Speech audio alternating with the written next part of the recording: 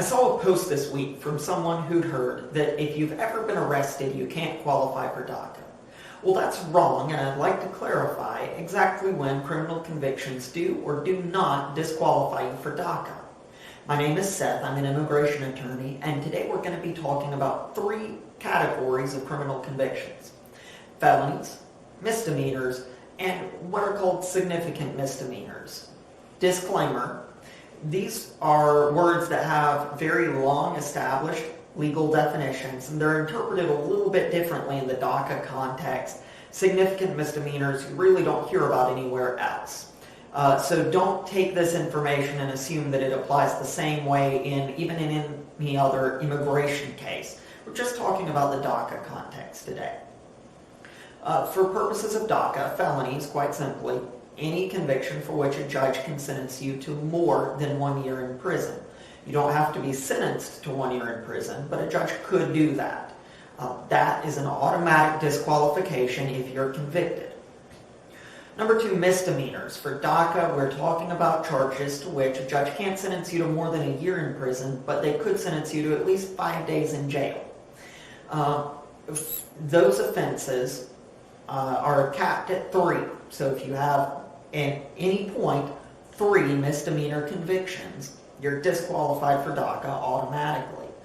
What's not included there are what they call minor traffic violations, things like driving without a license.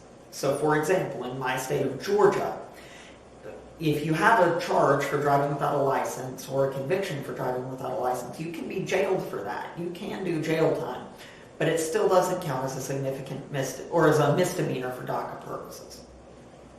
Now we come to the significant misdemeanor.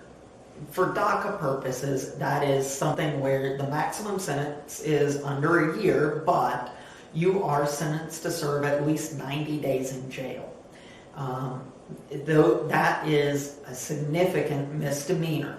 Now, sometimes a judge will say, I'm sentencing you to 12 months in confinement to be served on probation, and you may not actually do a day in jail.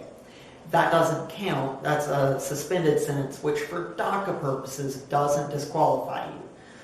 But if you actually serve the 90 days, then yes, that is a significant misdemeanor. Same thing, just one of those disqualifies you. There are other things that, regardless of the amount of time you spend in jail, are also significant misdemeanors. These are things like driving under the influence of alcohol, drug trafficking, drug distribution, possession of a firearm, anything to do with sexual abuse, burglary.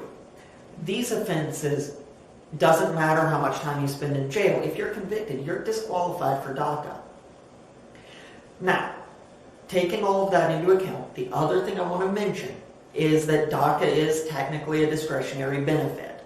So, let's say that you have a charge for driving under the influence, even though it's not a conviction yet, meaning a judge hasn't found you guilty or you haven't pled guilty yet.